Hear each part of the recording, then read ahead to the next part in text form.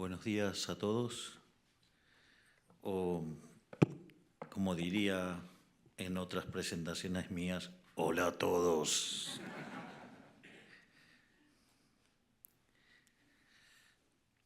Básicamente, en primer lugar, quiero dar las gracias por invitarme a disertar sobre las características de lo que es el modelo argentino. Y básicamente la presentación tiene 4 partes. Hay una primera parte que tiene que ver con lo que nosotros llamamos la base moral del modelo y que son los lineamientos sobre los cuales se guía la política en general y la política económica en particular. Una vez que exploramos esto en definiciones, diría, abstractas, planteamos como el contracaso, lo que hizo Argentina durante los últimos 100 años y que fue lo que lo hundió. Una vez que uno comprende esta relación, nos encontramos con los datos de inicio y con las políticas que implementamos. Y a partir de ahí damos las explicaciones sobre cómo consideramos que vamos a generar crecimiento económico. En ese sentido, la base de nuestro modelo es la idea del liberalismo, acorde a la definición de nuestro máximo exponente de las ideas de la libertad de toda la historia, que es el profesor Alberto Venegas Lynch hijo, que señala que el liberalismo es el respeto irrestricto del proyecto de vida del prójimo, basado en el principio de no agresión y en defensa del derecho a la vida, la libertad y a la propiedad, cuyas instituciones son la propiedad privada, los mercados libres de intervención estatal, la competencia entendida como un proceso de entrada y salida, no en la idea neoclásica, sino en la idea austríaca, la división del trabajo y la cooperación social. Y este es un sistema, digamos, el éxito, digamos, en lo económico deriva de servir al prójimo con bienes de mejor calidad a un mejor precio. Este sistema, que parece abstracto, la realidad es que aplica a distintos componentes de todas las áreas de la política y hoy nos vamos a focalizar, digamos, sobre la cuestión económica. Concretamente, lo que voy a hacer ahora es describir cómo ha transcurrido la decadencia argentina y en eso, básicamente, es mostrar cómo Argentina, digamos, sistemáticamente ha destrozado estos conceptos y cómo sistemáticamente nos hemos alejado del paradigma liberal para, digamos, convertir a Argentina en una catástrofe. Sí, está tremendo ese teléfono, es el mío, ¿no? Digo, no, les cuento qué pasa. Hemos anunciado que lo iba a transmitir por mi canal de Instagram y siempre hay un imbécil malnacido, porque el que está haciendo esto sabe lo que está haciendo y sabe que está interrumpiendo la charla. O sea, no es que no lo sabe. Pero bueno, Argentina es así, tiene a un montón de cabeza de termos que hacen este tipo de cosas. En algunos casos les decimos cabeza de pulpo. ¿Saben por qué cabeza de pulpo? Porque el pulpo tiene su aparato digestivo en la cabeza, con lo cual la tienen llena de excremento. Así es que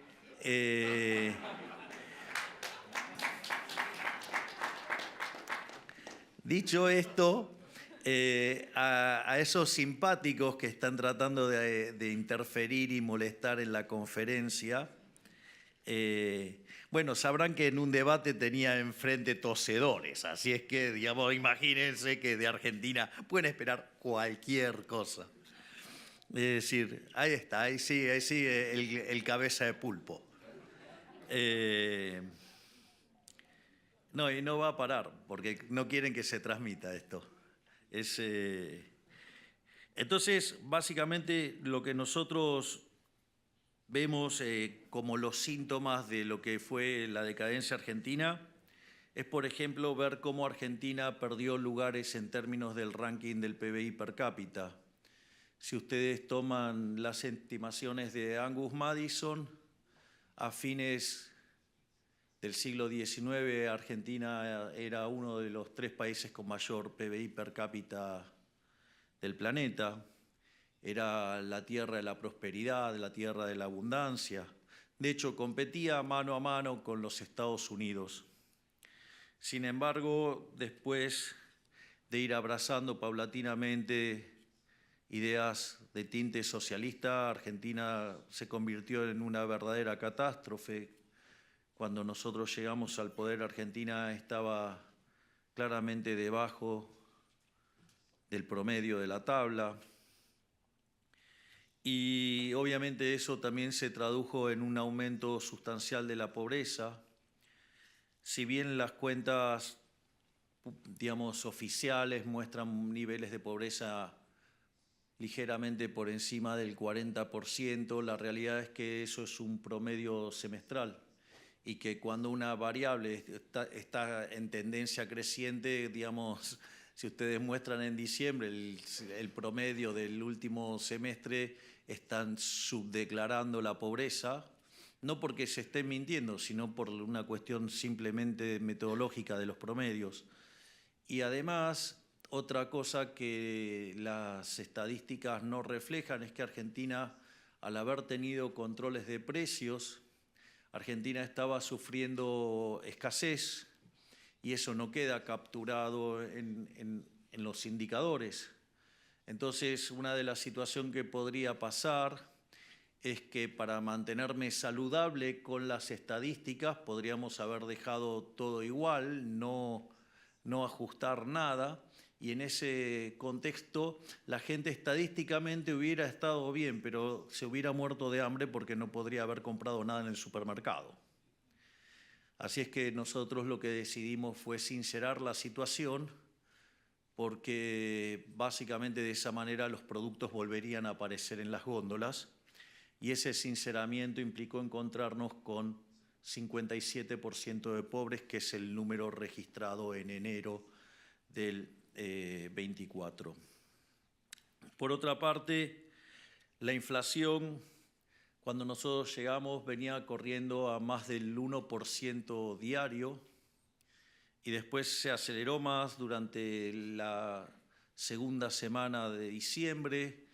La inflación mayorista, digamos, que es la que se anticipa, digamos, corría al 54% mensual.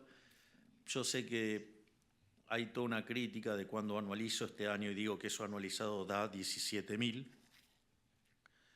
Y básicamente cuando hago esa cuenta dejo en claro los distintos desequilibrios que teníamos.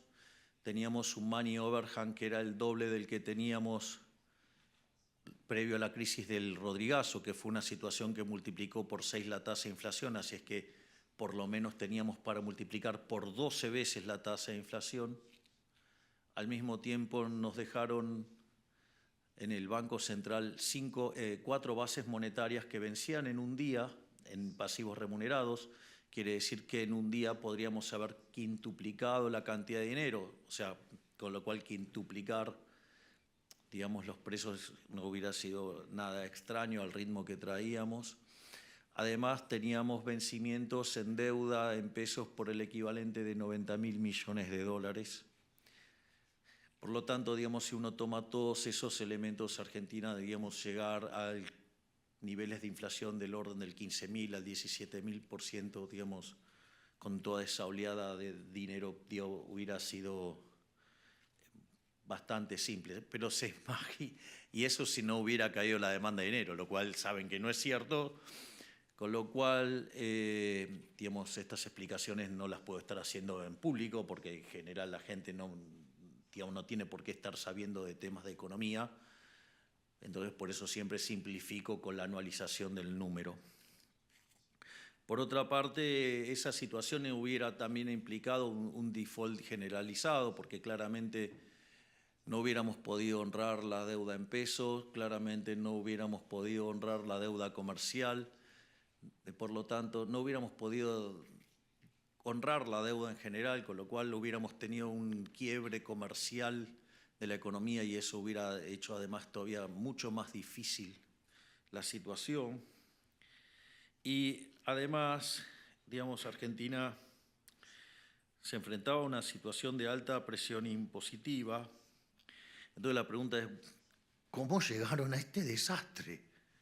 Siendo que ya antes había habido 2 hiperinflaciones. Y ahí la justificación, y para empezar a ver cómo se entrelaza el modelo, es lo que en campaña yo denominaba el modelo de la casta. El modelo de la casta tiene 2 elementos. Obviamente que tiene una frase aberrante, digamos, de los socialistas que dice: donde hay una necesidad nace un derecho. El problema es que las necesidades son infinitas y el derecho alguien lo tiene que pagar y los recursos son finitos. Entonces tenemos un problema de necesidades infinitas con recursos finitos. Es decir, eso para los economistas no nos representa un problema porque sabemos que por medio de la economía de libre mercado, digamos, eso se puede resolver eficientemente. Pero esa no es la solución que le gusta a los políticos. Los políticos prefieren utilizar un método mucho más brutal y violento llamado justicia social. La justicia social es una aberración desde el punto de vista moral y naturalmente, como era de esperar, va a generar malos resultados. Es decir, porque la justicia social, la pregunta es, ¿algunos de los que están presentes acá están a favor del robo? Veo que nadie. Claramente, porque de hecho es un pecado, digamos, robar está mal, es un pecado. Ya lo sabemos desde cuando Moisés bajó del monte Sinaí, trajo las tablas, uno era no robarás. Y la otra implica un trato desigual frente a la ley. Digamos, alguien está a favor de que la gente tenga privilegios y que algunos sean premiados y otros castigados por la ley. Es decir, ¿hay alguien que esté en contra de la igualdad ante la ley? Bueno, la justicia social es aberrante porque es un robo y implica un trato desigual frente a la ley. Es decir, frente a 2 individuos, a uno le roba su ingreso, parte de su ingreso, y se lo da a otro. Por lo tanto, digamos, está el robo y está el trato desigual frente a la ley. Y eso además genera un grave problema de incentivos, porque si el que genera la riqueza está siendo castigado y el que, digamos, básicamente patalea y clama porque esto es injusto, le dan dinero, entonces el incentivo es a patalear y gritar y quejarse y no trabajar. Con lo cual, digamos, genera un sistema de incentivos incompatibles con el progreso. A su vez, también tiene consecuencias en la calidad de vida de la sociedad, pero no ya solo, digamos, por su daño en lo económico, sino por el daño en el vínculo entre las personas. Promover y potenciar una sociedad de envidiosos hace que el clima dentro de la sociedad sea extremadamente hostil. La sociedad vive enfrentada por una supuesta lucha de clases y en ese sentido la calidad del vínculo es muy mala y hay mucha desconfianza y la sociedad queda hiperpolarizada y lo que reina es el odio. Porque claro, hay uno que produce la riqueza y se la roban y hay otro que dice que tiene derecho a apropiarse la riqueza del otro. Entonces es como si se viviera en una guerra permanente y todo, digamos, por adherir a mala teoría económica. Es decir, como decía Hayek, si los socialistas entendieran de economía no serían socialistas. Es más, yo les diría que la verdad es que Marx fue desmentido brutalmente, les diría, ya por Eugene von Bauer, en un libro que se llama La conclusión del sistema marxiano, donde probó todas las inconsistencias del sistema. Marx ya se había dado cuenta cuando Menger presentó los principios de economía política. Y no solo eso, sino que además, después eso fue vapuleado por Mises en el libro Socialismo, explicando que el socialismo no podía funcionar por el problema del cálculo económico. Hayek demostró, digamos, en Camino de Servidumbre, digamos, cómo las intervenciones derivaban en ese sistema siniestro. Y la realidad es que muchos creen que la evidencia empírica de que el socialismo real no funciona fue en 1989, cuando se cayó el muro. Y en realidad la verdadera evidencia que esas ideas no funcionan fue en 1961, que fue cuando lo tuvieron que construir.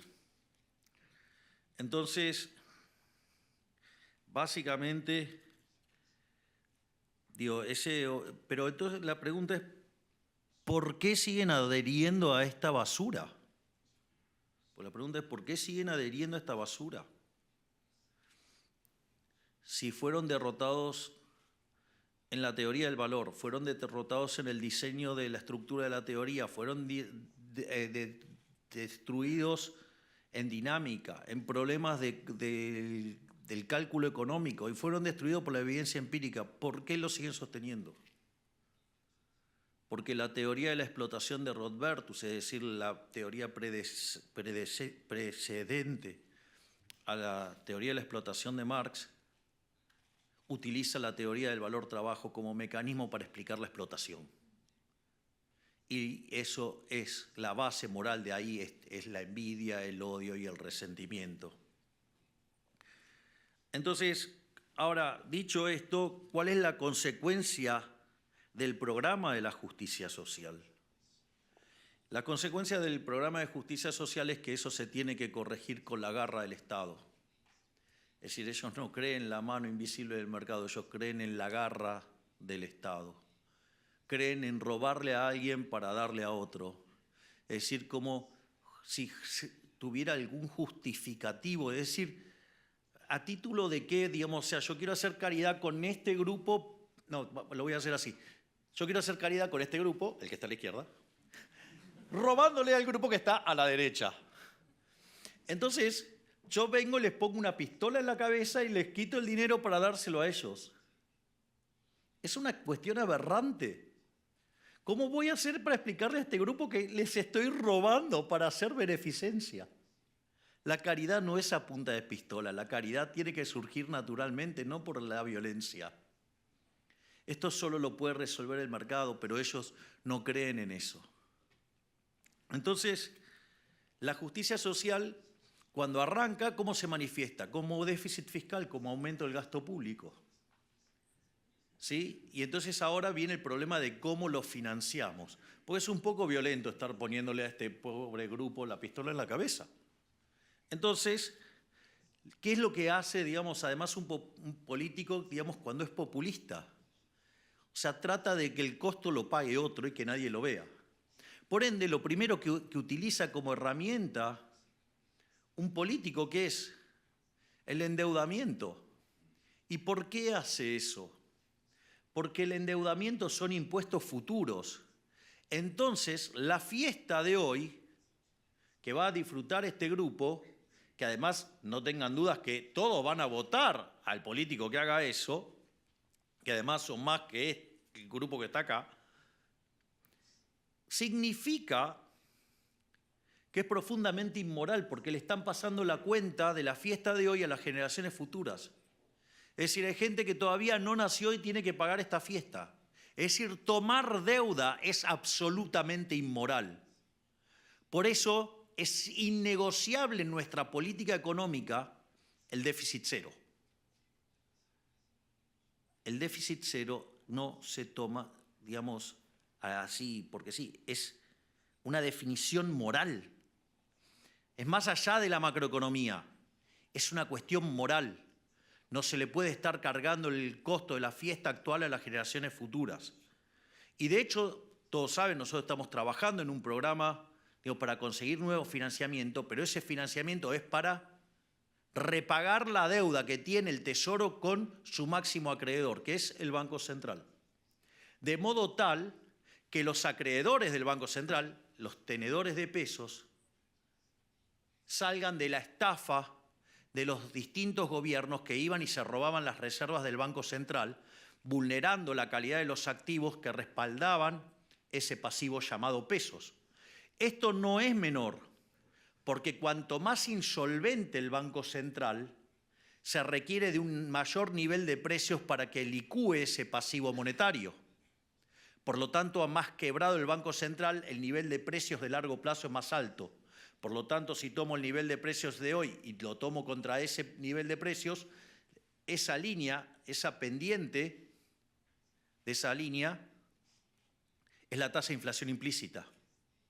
Por lo tanto, en la medida que nosotros vamos saneando el patrimonio del Banco Central, ¿sí?, cosa que venimos haciendo sistemáticamente, lo que va a asegurar es que la recomposición patrimonial, el nivel de precios de largo plazo es más bajo y por lo tanto la tasa de inflación implícita es mucho menor. Y es una forma de terminar para siempre con el problema de la inflación. La otra forma de hacerlo es emitiendo dinero. Y emitiendo dinero justamente generamos inflación. Digo, durante muchos años en Argentina se hablaba una estupidez monstruosa que decía que la inflación es multicausal y parecíamos locos aquellos que defendíamos la hipótesis monetaria de la inflación. Y claro, es como, digamos, o sea, decir que la inflación es multicausal es como hablar, no sé, del esqueleto obeso, digamos, o sea, del helado caliente, la meretriz virgen, qué sé yo, cosas por el estilo. Pero bueno, tuvimos que llegar nosotros para probar que la inflación era un fenómeno monetario. Pero esa inflación en el fondo termina siendo un impuesto y es un impuesto sobre los sectores más vulnerables. De hecho, una de las cosas que nosotros estábamos convencidísimos es que bajando la tasa de inflación íbamos a bajar la pobreza. Y efectivamente, en la frecuencia mensual la pobreza cayó del 57% al 33%, es decir, bajó 24 puntos porcentuales, es decir que en poquito más de un año, o sea, en 13 meses, sacamos de la pobreza a más de 10 millones de argentinos. Vaya que era importante defender la naturaleza monetaria de la inflación. Y al final, digamos, cuando el político ya no puede recurrir más a la deuda, porque de hecho Argentina ha sido un defaulteador serial, Argentina, digamos, ha hecho aberraciones con su moneda, le quitamos 13 ceros a la moneda, destrozamos 5 signos monetarios, podríamos quitarle 3 más, pero digamos, llega un momento que no se puede más y entonces siempre el político opta por subir impuestos y por eso tenemos un país con una de las cargas fiscales más altas del planeta. Entonces, básicamente, por eso Argentina tiene los problemas que tiene de alto endeudamiento, de alta inflación, de alta presión impositiva. O, por ejemplo, que esto es muy importante, sin lugar a dudas, el brillante ministro de Economía que tengo, que es Luis Toto Caputo, que está acá y que es sin dudas el mejor ministro de Economía de toda la historia argentina, en uno de sus primeros discursos explicó algo maravilloso y es, nosotros, la verdad es que el eje central de Argentina, el problema central de Argentina es el déficit fiscal. Es decir, nosotros el año pasado fuimos el primer gobierno de los últimos 124 años que tuvimos superávit en la línea financiera. Hay otros que dicen, no, pero hubo 8 años, otros años que también hubo. Sí, pero no estábamos pagando la deuda. O sea, es como que no estábamos pagando los intereses. La primera vez que se paga, digamos, honrando todos los compromisos fue este año que pasó. De hecho, Argentina desde el año 1901 hasta el 2024 tuvo 22 crisis. De esas 22 crisis, 20 tuvieron origen fiscal y el origen fiscal se separa entre alto desequilibrio fiscal y extravagante desequilibrio fiscal. Pero no es solamente el impacto que esto tiene sobre la deuda, sobre lo que tiene que ver la inflación o lo que tiene que ver, digo, con la presión impositiva. Una de las cosas que han hecho recurrentemente distintos gobiernos en Argentina es aplicar controles de precios. ¿Y qué pasa cuando hay controles de precios? O sea, se genera escasez. Entonces, por ejemplo, se encuentran como la ley de abastecimiento, la ley de góndolas, ¿sí? O digamos, la ley de góndolas, digamos, medía las góndolas.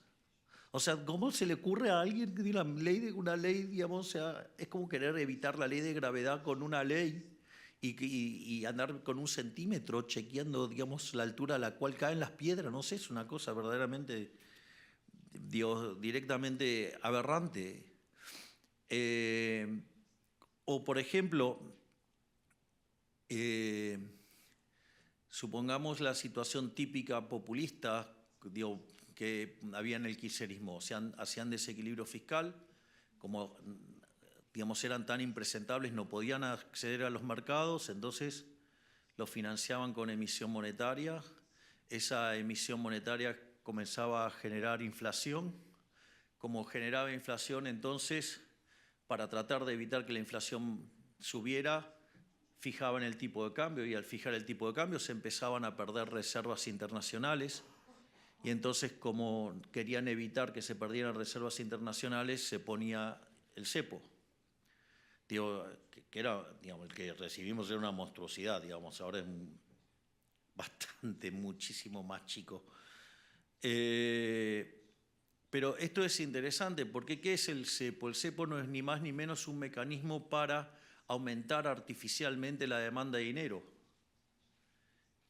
Y vean lo aberrante de esta situación, porque en primer lugar lo que está violentando es su conjunto de consumo.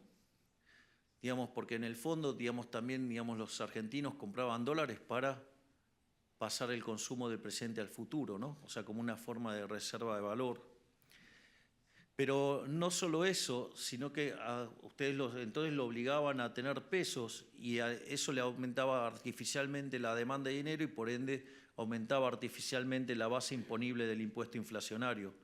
Entonces vean cómo el entramado de regulaciones y controles también tienen que ver que con lo que está siempre de fondo es el desequilibrio fiscal. Y el desequilibrio fiscal tiene una base moral.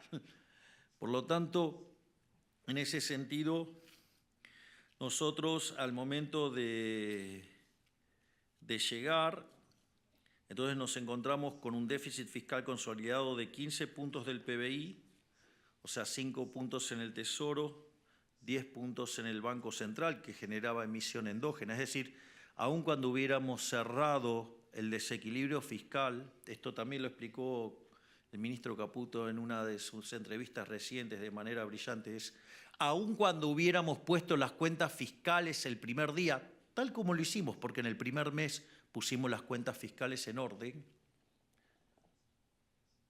y lo más interesante es que aún así no hubiéramos evitado la hiperinflación, porque teníamos 4 bases monetarias venciendo un día. De hecho, si hubiéramos seguido la recomendación de subir la tasa como nos estaban sugiriendo, básicamente se hubiera convertido en una pelota inmanejable, en una bola de nieve, y la hiperinflación hubiera sido un dato. Al margen de, como decía, teníamos vencimientos de deuda en pesos por el equivalente de 90.000 millones de dólares, teníamos deudas con el exterior por 25.000 millones de dólares y caído el acuerdo con el fondo. Además, teníamos reservas internacionales negativas netas por el orden de 12.000 millones de dólares. Además, el gobierno anterior, no solo que durante los 4 años emitió 28 puntos del PBI de dinero y 13 lo hizo durante el año electoral, sino que además creó un mecanismo monstruoso llamado CIRA, que era para tener permisos de importación. Entonces eso le permitía acceder a dólares al tipo de cambio oficial. Qué casualidad, pero el tipo de cambio, digamos, o sea, era el triple, había una brecha del 200%. Es decir, una verdadera estafa. Y además,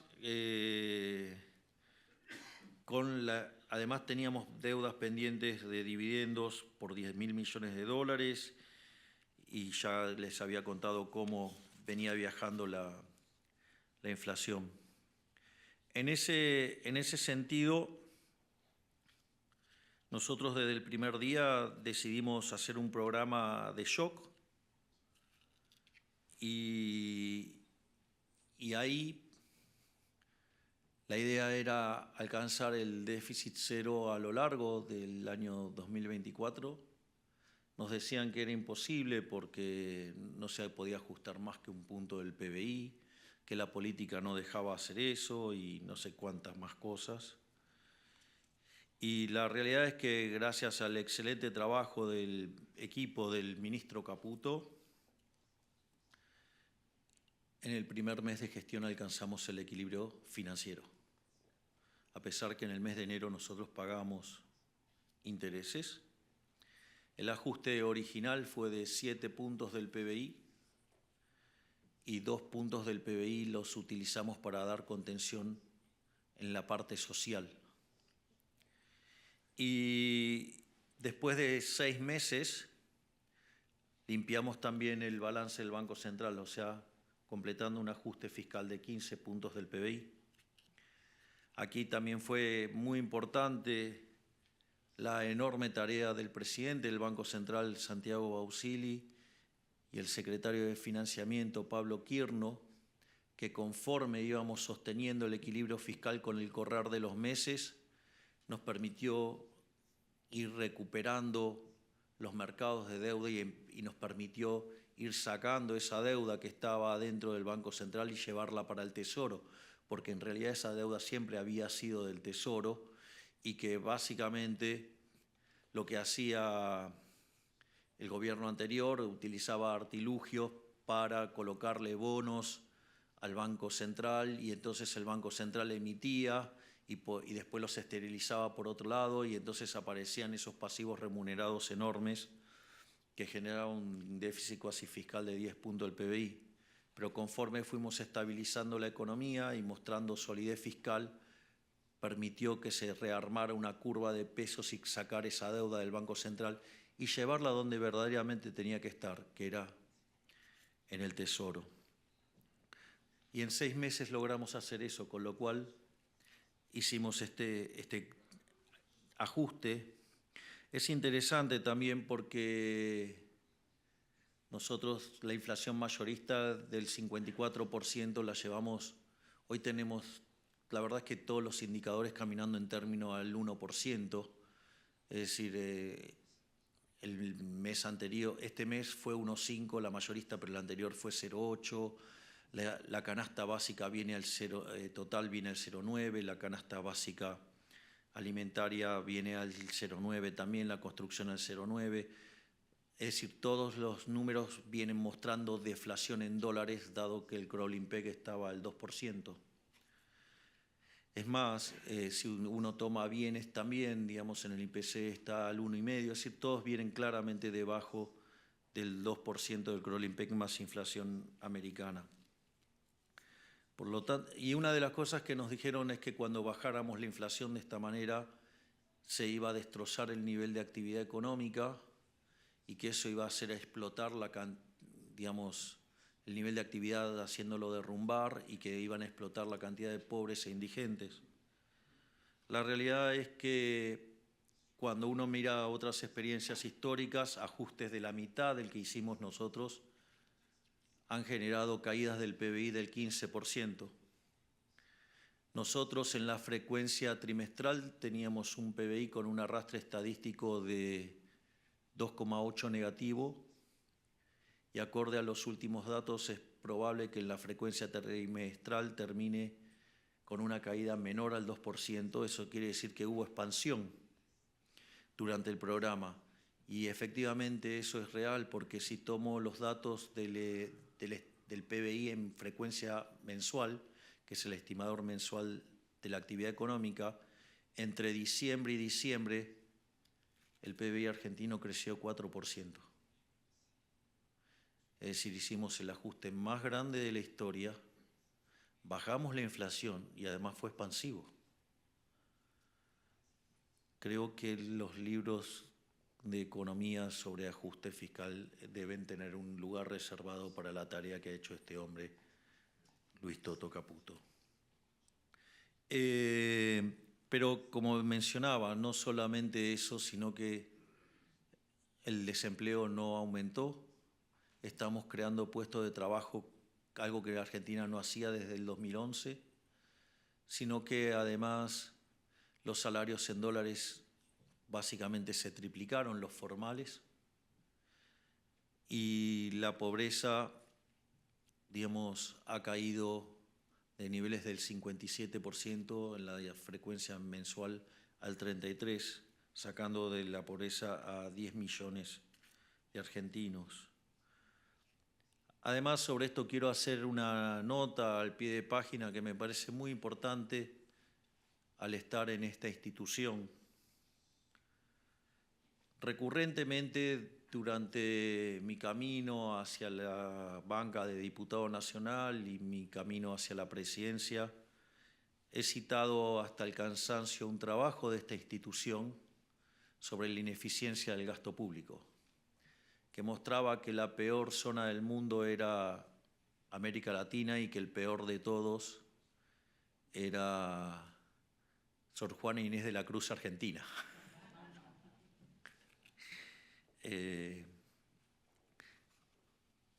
Digo, esto debe ser un error, no suelo citar literatura, suelo citar óperas, pero bueno, hoy me equivoqué. Pero en ese sentido, Argentina tenía ineficiencia técnica, digamos, por el equivalente a 7 puntos del PBI. En la reunión que acabo de tener con Ilan y otros miembros de la institución, me acaban de decir que lo hemos bajado a la mitad, así es que tenés 3,5 puntos para bajar. Pero me parece que hay algo interesante de esta experiencia que podemos contar, y es por qué haber hecho semejante ajuste no fue recesivo. Esto me parece muy importante. Y el ajuste no fue recesivo básicamente porque el ajuste cayó sobre el Estado. El ajuste cayó totalmente sobre el Estado. Y eso hace que, digamos, cuando ustedes tienen un parásito en el cuerpo, no matan el cuerpo, tienen que matar el parásito. Bueno, nosotros estamos dispuestos a combatir al parásito todo lo que sea posible. En ese sentido, digamos, nosotros no dejamos de creer que el Estado es una organización criminal que vive de una fuente coactiva de ingresos que son impuestos. O sea, nadie paga los impuestos voluntariamente. Por eso una de las cosas que nosotros sostenemos es que en la medida que probemos que el crecimiento es permanente, vamos a bajar impuestos. Y de hecho, nosotros acabamos de eliminar el impuesto país, que era un impuesto que recaudaba muchísimo. Hemos bajado las retenciones las hemos eliminado plenamente para las economías regionales, las hemos bajado transitoriamente para cultivos tradicionales y además hemos avanzado en eliminar muchísimos aranceles, impuestos, tasas, así es que, digamos, también estamos avanzando en ese sentido. Y entonces ahora, dicho todo esto, el punto es, bueno, ok, la estabilización está encaminada y ¿qué acerca del crecimiento? Es cierto que hay una parte, digamos, que es la recuperación cíclica. Hoy estamos frente a una recuperación cíclica donde básicamente se están recomponiendo los stocks y con la recomposición de los salarios reales y de las jubilaciones en términos reales, eso está impulsando la demanda. Pero hay otros elementos que hacen al crecimiento a largo plazo. Por un lado, les diría el tema de haber hecho el ajuste que hicimos, esos 15 puntos que tenía la economía de déficit fiscal, era un menor nivel de ahorro y eran menores posibilidades de inversión. Por lo tanto, el hecho de haber hecho el ajuste fiscal y correr al estado del medio, eso lo que hace es que básicamente se recupere el ahorro para que el sector privado pueda invertir. Es decir, es falso que nosotros necesitamos salir del cepo para poder crecer, porque básicamente, dado el shock fiscal que cometimos, eso hace que haya, digamos, muchísimo ahorro para financiar al sector privado. Hoy los bancos trabajan de banco, no, digamos, de rueda de auxilio del sector público. No solo eso, sino que además hicimos reformas estructurales. Las reformas estructurales que hicimos en el DNU 70 y en la ley bases son 800 reformas estructurales. Es decir, 8 veces más grande que la reforma que hizo Menem, que fue la reforma más grande de la historia argentina.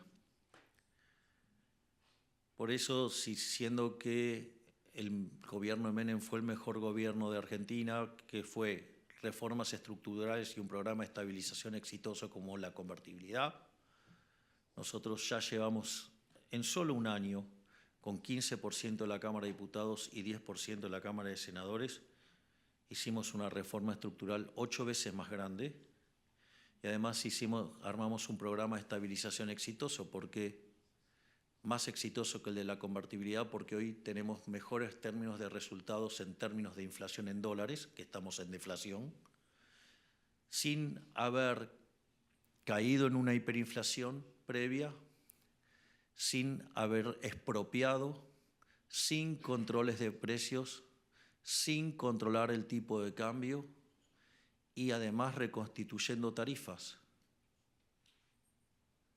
Por eso es que siempre digo que además este es el mejor gobierno de la historia.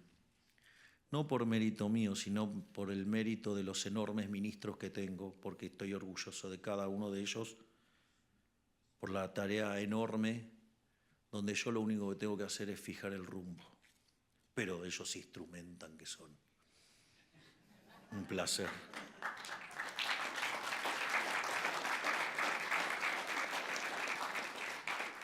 Dicho esto, pero todo no quedó ahí. A partir de mitad de año se incorporó en el equipo de manera explícita el doctor Federico Sturzenegger y creamos un ministerio de la desregulación. Y bueno, Federico está teniendo un proceso parecido al que tiene Toto conmigo, digamos que tenemos una relación simbiótica. Con Federico está pasando lo mismo.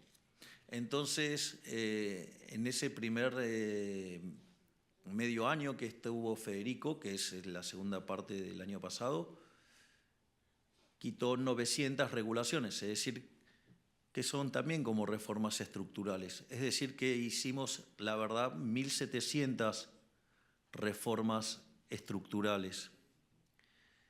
Pero eso no es todo, porque ahora les voy a contar una anécdota interna.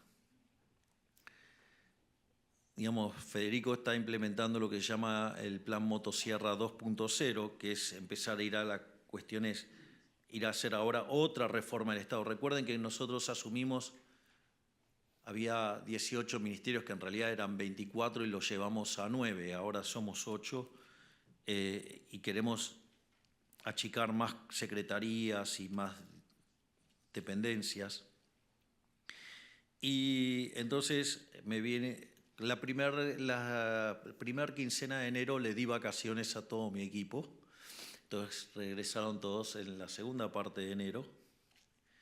Y en los primeros días de febrero el ministro Sturzenegger me vino a visitar a la residencia de Olivos. Y entonces él me manifestó que estaba sumamente preocupado por la lentitud con la que estábamos actuando. Y entonces, por ejemplo, él me sugirió cómo redefinir algunas áreas de legales para darle más dinamismo y agilidad a las reformas. El argumento de Federico, digamos, siendo un ministro que me da alegría todos los días, con todas las cosas que le rompe al Estado, entonces dije, digamos, qué desconcentrado estuve, que no tomé conciencia de que estaba teniendo pocas alegrías. Entonces, ¿qué hice? Fui y hice la cuenta de cuántas desregulaciones hizo en 2 semanas. 2 semanas, ¿eh? ¿Cuántas creen que hizo? Estaba enojado porque la cosa estaba empastada. 65.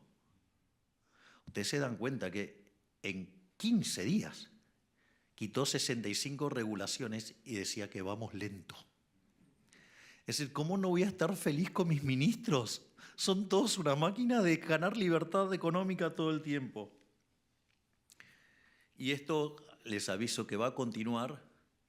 Hay algo muy lindo que es el decreto 125, que acaba de salir en unos días, donde se insta a los distintos ministerios a armar un digesto.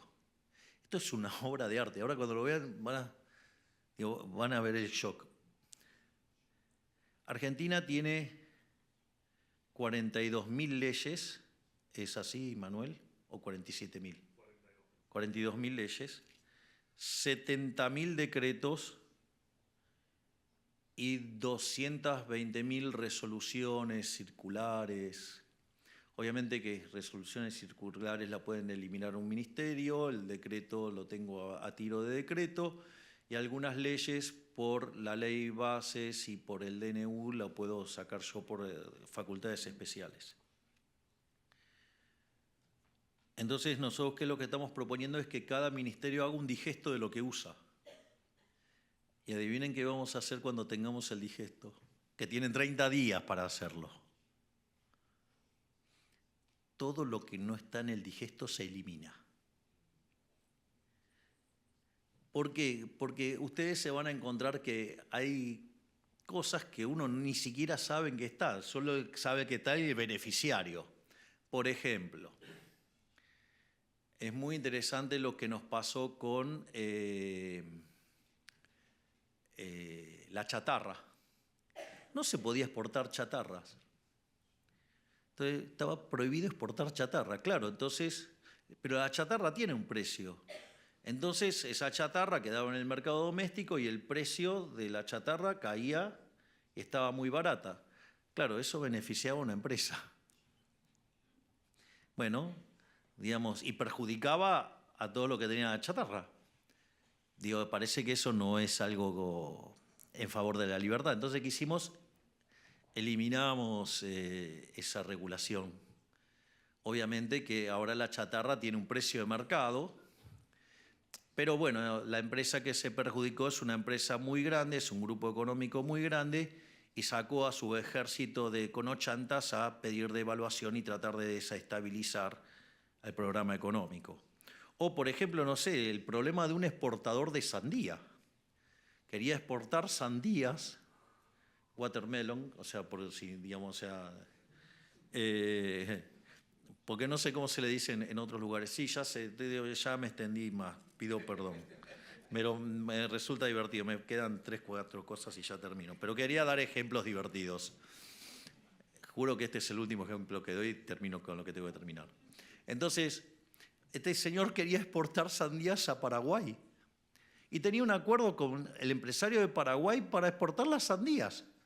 Pero sucede que las regulaciones argentinas le decían cómo tenía que exportar las sandías y el empresario paraguayo no le servía de esa manera, le servía de otra manera. Entonces, ¿qué tenía que hacer este hombre? Tenía que hacerlas como le autorizaba Argentina, las subía en el barco, adentro del barco le cambiaba todo el formato para que lo adaptara como lo necesitaba el empresario paraguayo y así llegaba. Una ineficiencia total. Levantamos esa regulación y obviamente que algunos kiosquitos en el medio se cayeron y algunos se enojaron, pero digamos los productores de sandía están felices ahora. Y los paraguayos también, digo, porque ahora además la reciben más barata. No solo eso, seguimos avanzando en lo que tiene que ver con la reducción de impuestos y hay después dos temas más que quiero señalar. Uno es el tema cómo nosotros hemos cambiado el paradigma de la asistencia social en Argentina. Nosotros no tenemos, no sé, el ministerio de, no sé cómo se llamaba antes, digamos, pero todos esos nombres, procurros, sí, por eso, bienestar social.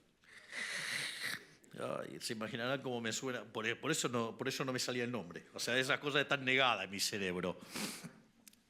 No, nosotros decidimos crear el Ministerio de Capital Humano.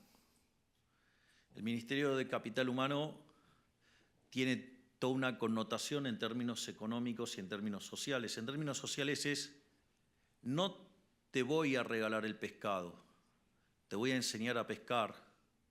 Y si tenés una empresa, digamos, que saca pescado, mejor todavía.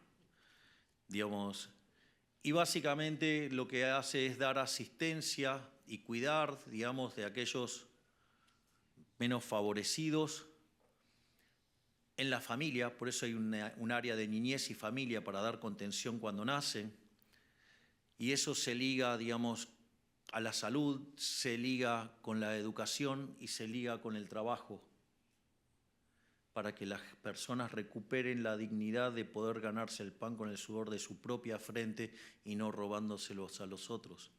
Es decir, y esto está haciendo una revolución, digamos, no solo porque está funcionando la política social, que ha dado contención en el momento más complicado del ajuste, además de que le hemos quitado los robos a los piqueteros y a los gerentes de la pobreza, sino que además le estamos devolviendo la dignidad a los sectores más vulnerables y dándole herramientas para que puedan salir de esta miseria. Es decir, que es un ministerio que cuando sea plenamente exitoso y llega a su máximo punto, desaparece. Y el otro es el ministerio que lleva adelante el doctor Sturzenegger. Y básicamente el eje central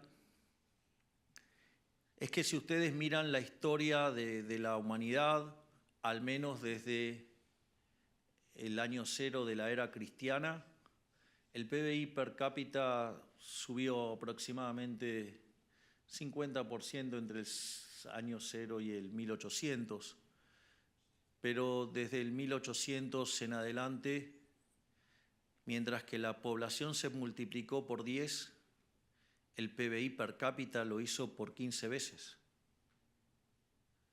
hasta el año 2023, que es el último dato que hay de las series de Angus Madison. Entonces, en ese sentido, la pregunta es que la contracara de eso son rendimientos crecientes. Ahora, si nosotros lo miramos en términos de análisis microeconómicos, eso significa que, si lo quiero poner estrictamente técnico, tengo un problema de estructuras no convexas, o si lo ponemos en términos más entendibles para los no microeconomistas o los que hacen equilibrio general, tengo un problema de mercados concentrados, o el caso más polar serían los monopolios. Y el problema radica en que cuando yo regulo los monopolios y los quiero hacer que se parezcan a empresas competitivas acorde al paradigma neoclásico, eso lo que termina haciendo es matar los rendimientos crecientes y consecuentemente al matar los rendimientos crecientes lo que hace es que la economía deje de crecer. Entonces, en la medida que se le pase la motosierra a las regulaciones, lo que estamos haciendo es no solo ganar libertad económica, sino que además estamos ganando crecimiento económico. Y todo esto derivado de que, desde mi punto de vista, el análisis neoclásico está mal.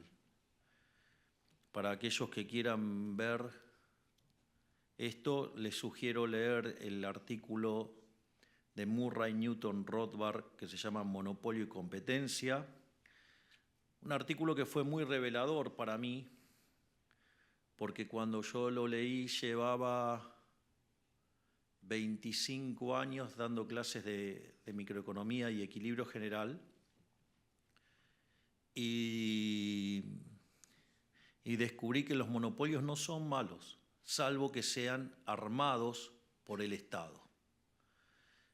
Fue tan revelador ese artículo que no solo que me convertí en liberal libertario, sino que además me convertí en anarcocapitalista, cosa que filosóficamente lo sigo haciendo.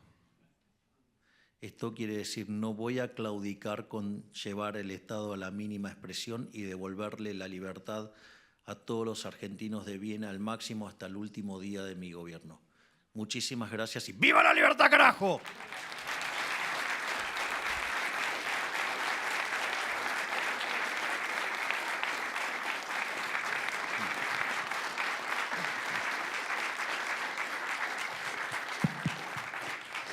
Muchas gracias, presidente, y nos divertimos mucho. Esto seguro, con los ejemplos, con la sandía, con el pulpo. Yo pensaba que el pulpo era el que tenía muchas manos y que lo ibas a usar para el Estado. No, eso pero también. Lo estás usando para... Le voy a dar más aplicaciones. Pero lo importante acá es pensar cómo este caso lo podemos nosotros acá en el BID utilizar para las conversaciones que tenemos con nuestros 26 países. Una consolidación fiscal, un ajuste fiscal que sea expansivo, un ajuste que tenga desregulación, que simplifique y que le dé las condiciones para que el sector privado pueda entrar. Y el último punto es cómo hacer para que de verdad tengamos un crecimiento sostenible.